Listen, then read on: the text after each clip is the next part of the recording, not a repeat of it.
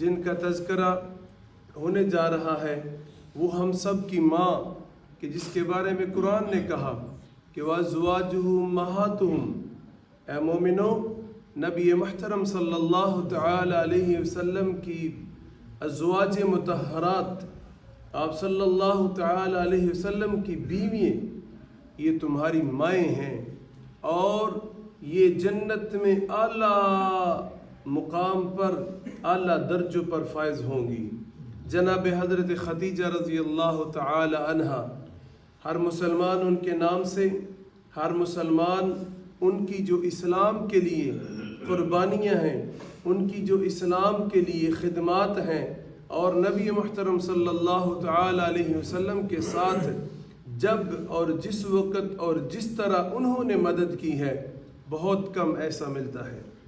اما خدیجہ رضی اللہ تعالی عنہ کی عمر مبارک جب 40 برس کے قریب تھی، اس وقت نبی محترم صلی اللہ تعالی علیہ وسلم کی عمر مبارک 25 سال ہے، اور یہ حضرت خدیجہ رضی اللہ تعالی عنہ یہ 40 سال کی عمر تک پہلے 2 شادیاں ہو چکی ہیں۔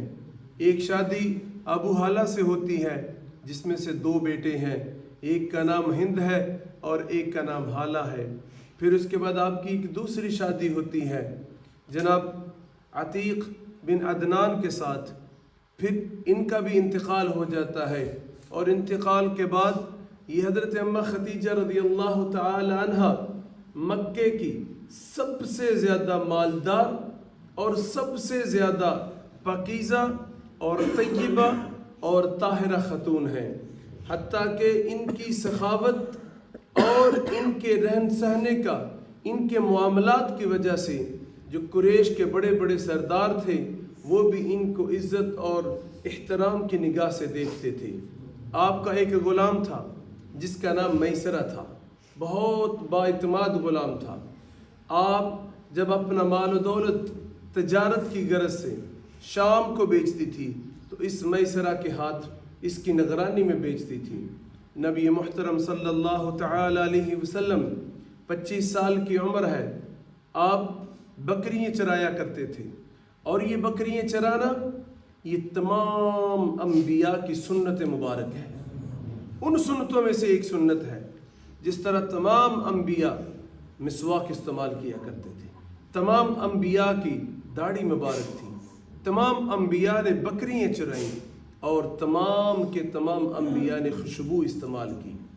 بکریاں چرانے کی جو حکمت ہے وہ علماء کرام یہ فرماتے ہیں کہ جو انسان بکریاں چراتا ہے اس کی طبیعت کے اندر، اس کے مزاج کے اندر اللہ رب العزت کی ذات ایک عظیم حلمت رکھتے ہیں، عاجزی اور انکساری پیدا کر دیتے ہیں۔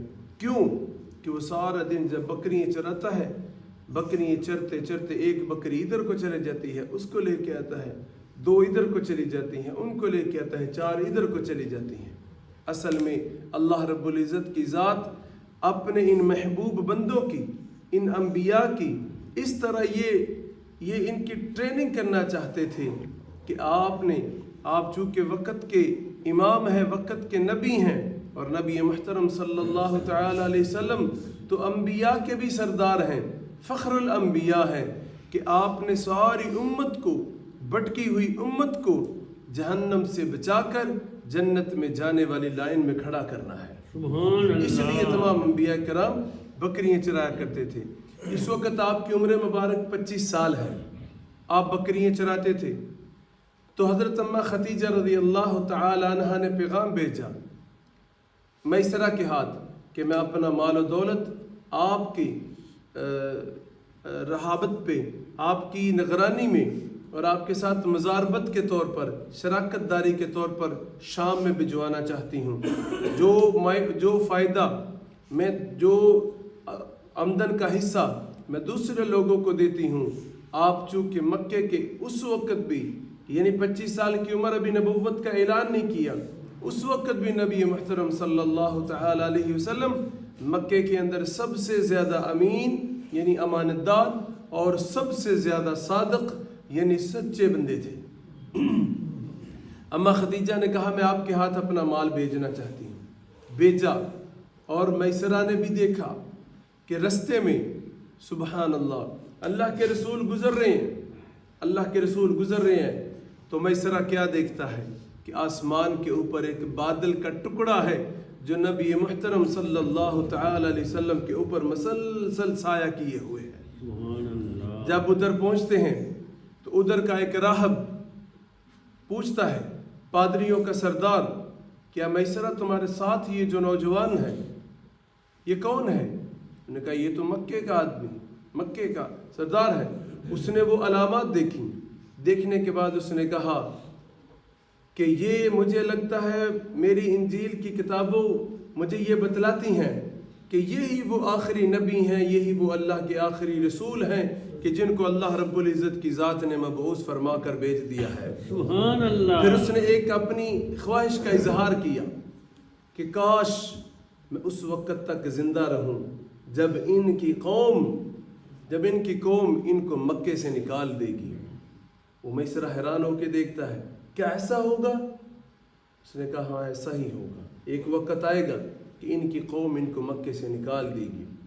आप जब वापस आते हैं, हज़रत अम्मा खदीजा रज़ी अल्लाह तआला अन्हा अपने काफ़िले को देखती हैं, वापसी पर माल और दौलत को देखती हैं, तिजारत वाले सामान को देखती हैं, तो आपको जो पहले फ़ायदा हासिल होता था उससे कई गुना ज़्यादा फ़ायदा हासिल होता है। उसके बाद आप अपनी एक सहेली, एक दोस्त जिसका नाम सीरत के अंदर, तारीख़ की किताबों के अंदर नफीसा है, नफीसा के हाथ निकाह का पैगाम भेजते हैं। और अल्लाह के रसूल सल्लल्लाहु तआला अलैहि वसल्लम, मेरे भाइयों, अपने मालिक, अपने खालिक, अपने अल्लाह के अलावा किसी को जवाब दे नहीं है, लेकिन फिर भी जब हज़रत अम्मा खदीजा की तरफ से ये पैगाम आता है निकाह का, तो अल्लाह के रसूल कहते हैं मैं अपने चचा जान से मशवरा करके फिर बताऊंगा। आपने अपने चचा जान हज़रत अबू तालिब के साथ तज़किरा किया, आपने फरमाया कि ठीक है, फिर आपके निकाह का बंदोबस्त किया जाता है। हज़रत अबू तालिब अपनी तरफ से 200 ऊँट हक महर के तौर पर देते हैं, देने के बाद निकाह हो जाता है। और हज़रत अम्मा खदीजा रज़ी अल्लाह तआला अन्हा ने ये 25 साल से लेकर 40 साल तक का अरसा, यानी नबुव्वत के ऐलान वाला ये 15 साल आपके साथ ये गुजारे हैं, और इसके बाद 10 साल और गुजारे हैं, यानी कि 65 साल तक आपकी उम्र मुबारक हुई है। लेकिन इसी दौरान मक्के के लोगों ने, मुशरिकीन ने, मुनाफिकीन ने नबी मुहतरम सल्लल्लाहु तआला अलैहि वसल्लम के ऊपर बहुत ज़्यादा मुश्किलात, बहुत ज़्यादा तकलीफ़ें दी। लेकिन अम्मा खदीजा रज़ी अल्लाह तआला अन्हा ने हर वक़्त अल्लाह के रसूल सल्लल्लाहु अलैहि वसल्लम की दिलजोई की और आपको ये दिलासा दिया। फिर जब पहली वही गारे हिरा पर जब आप इबादत की गरज से जाया करते थे, कुछ खाने पीने का सामान साथ लेकर वहाँ इबादत के लिए जाते थे, और ये हज़रत अम्मा खदीजा ही भेजा करती थी। फिर जब गारे हिरा पर इक़रा बिस्मि रब्बिकल्लज़ी खलक़ल इंसान ये आयत उतरती हैं, और अल्लाह के रसूल सल्लल्लाहु तआला अलैहि वसल्लम वापस आते हैं। आपके जिस्म के ऊपर, चूँकि ये पहली वही थी, जिस्म के ऊपर कपकी आती है। आप घर आते हैं तो आके फरमाते हैं ज़म्मिलूनी ज़म्मिलूनी ज़म्मिलूनी, ए खदीजा मुझे कंबल उड़ा दो, मुझे सर्दी लग रही है। अम्मा खदीजा रज़ी अल्लाह तआला अन्हा आप सल्लल्लाहु तआला अलैहि वसल्लम को कंबल मुबारक देती हैं, आप लेट जाते हैं। अल्लाह के रसूल कहते हैं मुझे शदीद डर और खौफ है कि कहीं मैं इसी हालत में अल्लाह के यहाँ न चला जाऊँ। आपने फरमाया नहीं नहीं, अल्लाह रब्बुल इज़्ज़त की ज़ात आपका अल्लाह आपको कभी भी ऐसा नहीं छोड़ेगा, आप परेशान ना हों।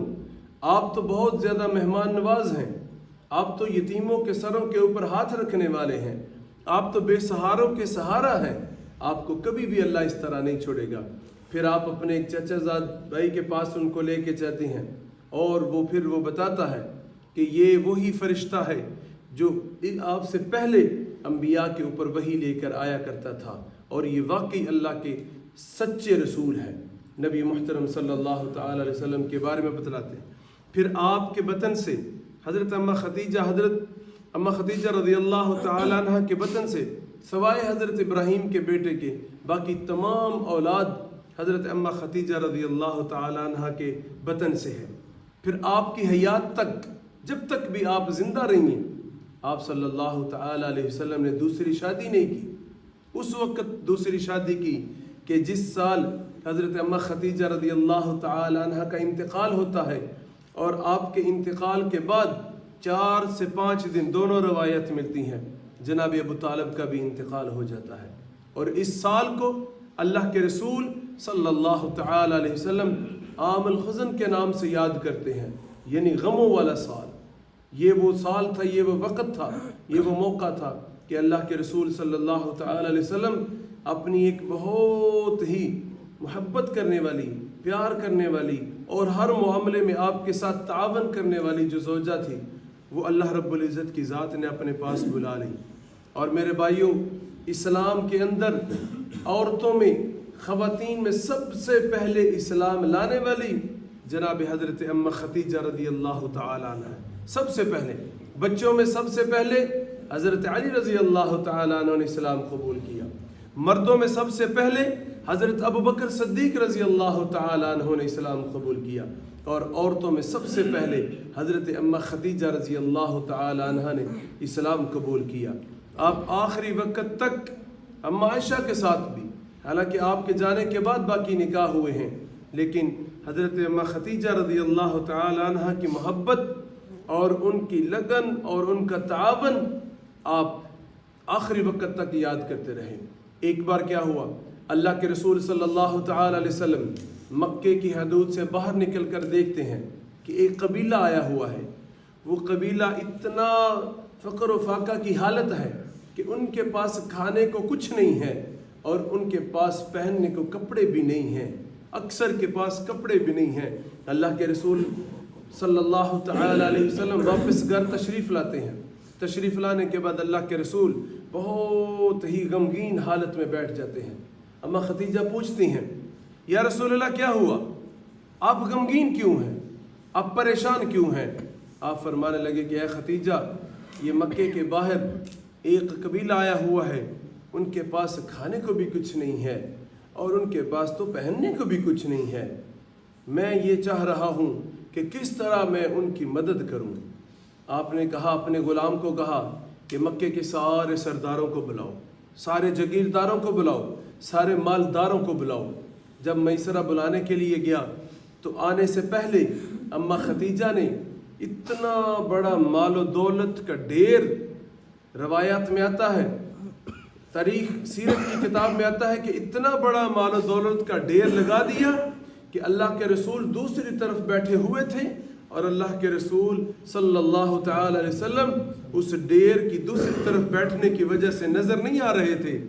آپ نے سارے قریش کے مکہ کو، جو مکے کے قریش تھے، سردار تھے، جگیردار تھے، ان سب کو کہا، اے لوگو گواہ رہنا، میں نے تمہیں اس لیے بلایا ہے کہ آج کے بعد خدیجہ کی ساری دولت جناب حضرت محمد صلی اللہ تعالی علیہ وسلم کے میں نام کرتی ہوں. سبحان اللہ. ساری اس دولت کے مالک ہیں. اور آپ صلی اللہ تعالی علیہ وسلم نے اس ساری دولت کو میرے بھائیو اللہ کے راستے میں خرچ کر دیا. ساری دولت کو اللہ کے راستے میں خرچ کر دیا. اور نبی محترم صلی اللہ تعالی علیہ وسلم کی عادت مبارکہ تھی کہ آپ رمضان المبارک میں اور زیادہ خیرات کیا کرتے تھے، بہت زیادہ پہلے کی نسبت. لیکن آج چونکہ اتنے مختصر سارے وقت میں، اتنے قلیل وقت میں اس قدر ایک اعلیٰ خاتون کا، ایک اعلیٰ ہماری ماں کا تذکرہ کہ جس کے بارے میں اللہ کے رسول صلی اللہ تعالی علیہ وسلم نے فرمایا کہ میری بیٹی فاطمہ سیدۃ النساء اہل الجنہ، اور جو دوسری عورتوں کی سردار ہیں وہ ہماری مائیں ہیں. جناب حضرت فاطمہ رضی اللہ تعالیٰ عنہ تو عورتوں کی سردار ہیں، اور یہ جو اعلی مقام پر ہیں اماں خدیجہ ہیں، اور حضرت مریم ہیں، اور فرعون کی بیوی آسیہ ہے. فرعون کی بیوی آسیہ چونکہ ایمان لا چکی تھی، اسی لیے حضرت آسیہ کا نکاح اللہ رب العزت کی ذات نے جناب حضرت محمد صلی اللہ تعالی علیہ وسلم کے ساتھ جنت میں کر دیا ہوا ہے.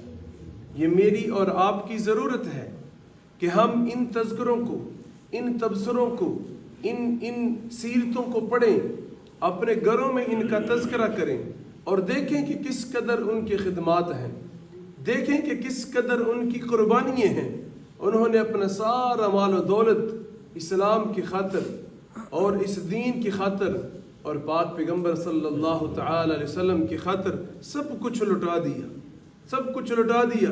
اور پھر اللہ رب العزت کی ذات نے بھی کیا شان عطا فرمائی، کہا لوگو یہ تمہاری مائیں ہیں، تمہاری مائیں ہیں۔ ہمیں چاہیے کہ ہم ان کا تذکرہ جو قرآن میں ہے اور جو سیرت نبی صلی اللہ تعالی علیہ وسلم کے اندر ہے اس کو پڑھیں اور اس سے اپنے ایمان کے اندر اور زیادہ تر و تازگی اور زیادہ تقویت لے کے آئے۔ اللہ رب العزت کی ذات سے دعا ہے کہ اللہ رب العزت کی ذات ہم سب کو قرآن پڑھنے کی، اس کو سمجھنے کی، نبی محترم صلی اللہ تعالی علیہ وسلم کی سیرت طیبہ اور صحابہ اور صحابیات کی حیات کو پڑھنے کی اور ان پر عمل کرنے کی توفیق عطا فرمائے۔ اور زیادہ دو واقعات ہیں وہ آگے آئیں گے، ایک حضرت علی رضی اللہ تعالیٰ عنہ کی شہادت ہے اور دوسرا جنگ بدر ہے، وہ آنے والے جب مواقع آئیں گے اس وقت بیان کی جائے گی۔ اللہ رب العزت کی ذات سے دعا ہے کہ اللہ مجھے بھی اور آپ سب کو بھی عمل کی توفیق عطا فرمائے۔ وآخر دعوانا الحمدللہ رب العالمین۔